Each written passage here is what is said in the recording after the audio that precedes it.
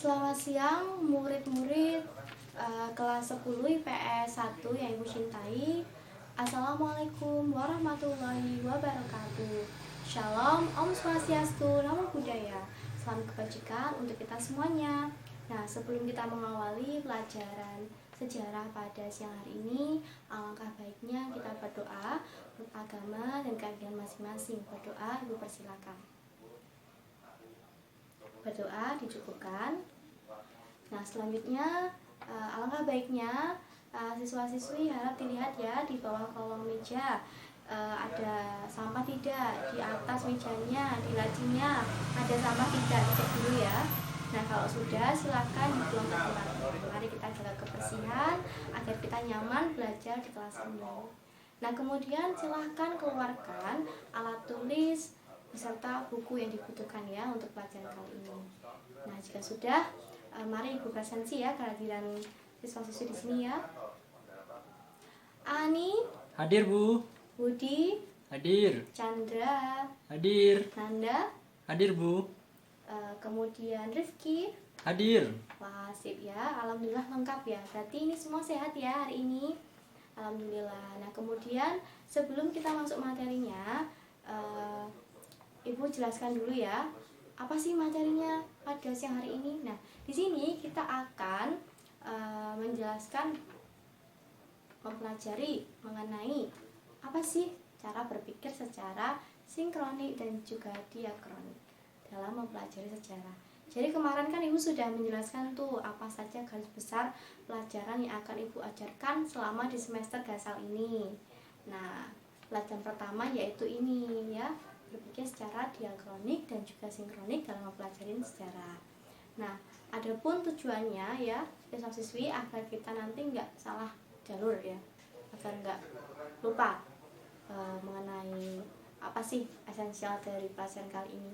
Jadi tujuan pembelajarannya diharapkan dalam penyajian materi siswa-siswi paham mengenai apa yang dimaksud sebagai berpikir secara diakronik dan juga sinkronik dalam mempelajari sejarah. Nah, kemudian siswa juga dapat mengambil nilai-nilai yang baik dalam materi berpikir secara diakronik dan juga sinkronik dalam mempelajari sejarah. Kemudian yang ketiga, dalam diskusi kelompok siswa-siswi dapat menyajikan contoh dari cara berpikir secara diakronik dan juga sinkronik.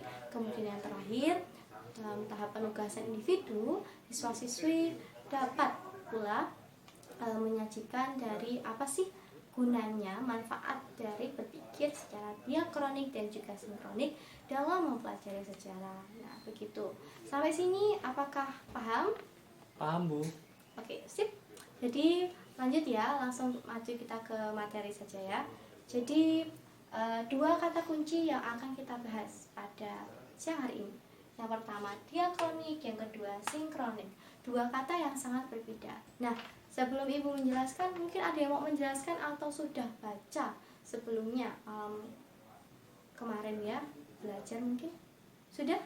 Tidak ada? Tidak ada? Ya udah, oke. Ibu akan bahas ya. Jadi diakronik dan sinkronik itu dua hal yang berbeda. Jadi kalau diakronik itu kata kuncinya adalah waktu, kalau sinkronik kata kuncinya adalah ruang. Nah, kemudian diakronik ini pertama-tama ya, diakronik itu nama lainnya adalah kronologis, urutan. Nah, kenapa dihubungkan dengan waktu? Jadi pengertian dari diakronik adalah dalam urutan memanjang dalam waktu namun menyempit dalam ruang. Kalau sinkronik itu memanjang dalam ruang namun menyempit dalam waktu. Jadi ini sangat berlawanan. Itu. Nah, diakronik itu disebut sebagai juga berpikir secara kronologis. Ada urutannya, yaitu apa? Waktu. Nah, waktu itu digambarkan melalui jam, tanggal, ya kan, dan juga tahun. Nah, itu disebut sebagai waktu. Nah, kalau sinkronik itu ruang ya. Ruang adalah tempat spasial, yaitu tempat di mana kita tinggal, di mana tempat kita memijak sekarang ini itu ruang. Sekolah itu spasial, itu ruang. Kemudian lapangan itu juga ruangan. Kemudian gedung juga ruangan, rumah juga ruangan. seperti itu. Ruang.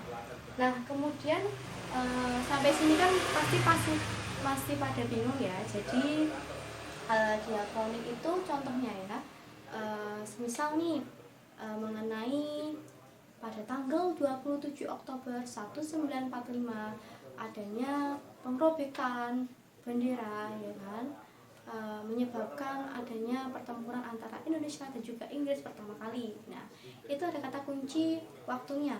Jelas ada tanggalnya, tanggal 27. Bulannya jelas, yaitu bulan Oktober, dan tahunnya jelas, tahun 1945. Nah, itu cara berpikir secara diakronis. Jadi kronologis, ada urutannya, berjenjang ya dalam waktunya. Nah, kalau sinkronis kebalikannya. Contohnya begini. Proklamasi kemerdekaan dipindahkan yang mulanya di lapangan Ikada menuju ke Jalan Pegangsaan Timur nomor 56. Nah, begitu. Jadi ada urutan ruangnya. Jadi dari mulai lapangan ya, lapangan Ikada, kemudian menuju ke lapangan ke Jalan Pegangsaan Timur nomor 56 gitu. Nah, dari pernyataan yang telah Ibu jelaskan tadi ya mengenai berpikir secara diakronik dan juga sinkronik, di sini apakah ada yang mau bertanya? Izin bertanya, Bu. Ya, monggo Budi. Kan pada kejadian Bandung Lautan Api terjadi pada tanggal 23 Maret tahun 1946. Ya. Dalam waktu 7 jam. Nah, Ya. apakah itu termasuk cara berpikir diakronik atau sinkronik, Bu? Nah, itu termasuk dari cara berpikir secara diakronik. Kenapa? Karena waktunya jelas ya. Tadi tanggalnya berapa sama tahun sama bulannya? Tanggal 23 Maret tahun Ya. 1946. Jamnya berapa? Jam 7 jam, dalam waktu 7 jam. Nah, itu berpikir diakronik secara lengkap ya. Ada jamnya, ada bulannya, ada tanggalnya, ada tahunnya. Itu lengkap sekali. Bagus ya Budi ya. Itu jadi tadi termasuk berpikir secara diakronik. Bagus. Nah, Budi udah paham belum? Sudah, Bu. Ya, yang lainnya mungkin selain Budi ada yang mau bertanya? Nah, jika tidak, mungkin langsung ya kita menuju ke bagian selanjutnya, diskusi kelompok. Nah, di sini karena muridnya ada 35 orang ya, lengkap ya, sehat semua di sini masuk. Ibu akan bagi menjadi 5 kelompok. Satu kelompoknya 7 orang menurut absen ya. Jadi urut ya. Absen 1 sampai 7, kemudian absen 8 sampai selanjutnya 77 ya, urut dari absen. Silahkan bergabung dalam kelompoknya, dibikin seperti meja ya, meja bundar atau kotak juga boleh, masing-masing kelompok ya. Sudah menemukan kelompoknya?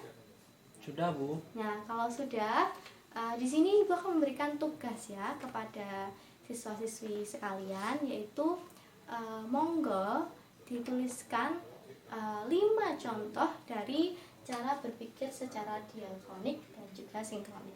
Masing-masing 5 ya. Nah, kalau sudah nanti salah satu bisa presentasi ke depan.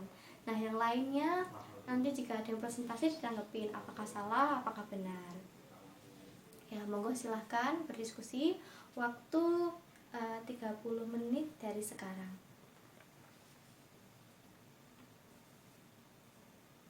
Baik, monggo Ibu tunjuk ya salah satu ya. Maju pertama, kelompok 2. Silahkan maju. Kelompok 3. Kelompok 1. Kelompok 5. Nah, terakhir kelompok 4.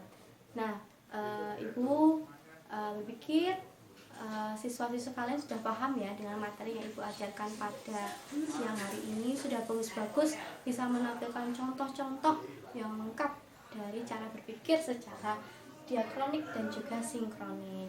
Nah, kemudian silakan dicatat hasilnya, nanti dikumpulkan di meja Ibu setelah pembelajaran selesai.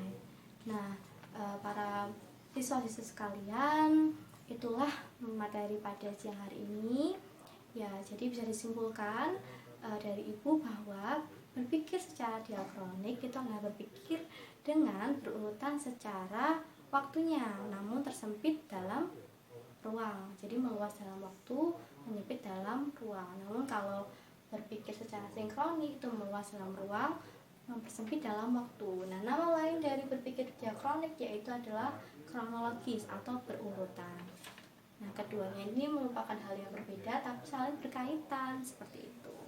Nah, setelahnya dimohon mengerjakan tugas dari ibu ya, yaitu tolong membuat laporan mengenai apa sih penggunaan atau manfaat dari cara berpikir secara diakronik dan juga sinkronik. Nah, sampai sini ada yang kurang paham mau tanya? Silahkan. Izin bertanya Bu, untuk Ya. tugasnya dalam bentuk apa ya Bu? Untuk tugasnya ini monggo teman-teman ya siswa-siswi lebih suka yang mana? Lebih suka menulis di buku atau mengetik? Silahkan. Yang lain coba. Sinta lebih suka apa? Mengetik aja Bu, Ya, hemat kertas. mengetik. Terus Budi Nulis Bu, nulis. Terus coba Andi. ngetik lah Bu. Oke, jadi lebih banyak mengetik ya. Jadi monggo nanti diketik aja dalam file Microsoft Word, nanti dikumpulin ya. Jadi dikumpulinnya dalam bentuk file aja di WA group ya. Jadi nanti kita biar mengurangi apa kertas ya. Ya, anggap kita mencintai lingkungan kita gitu. Ya, tolong disajikan secara lengkap mengenai manfaat dari dua cara berpikir ini dalam mempelajari sejarah ini di Word dan dikumpulkan di grup. Ya, saya tunggu sampai pertemuan selanjutnya di jam siang ini ya. Kita mulai jam 10 ya. Jam 10 ya dikumpulkan ya. Paham? Paham Bu? Nah, baik, karena sudah paham, untuk mata selanjutnya nanti kita akan mempelajari mengenai masa praaksara dan juga harga kebudayaannya dan juga asal usul bangsa Indonesia. Menarik gak nih? Menarik ya. Nah, dimohon besok siswa-siswi memperhatikan dan juga jangan lupa belajar di rumah gitu. Nah, setelahnya oh ya, ini sudah ya tadi ya. Oke, sebentar ya, Ibu catat dulu ya.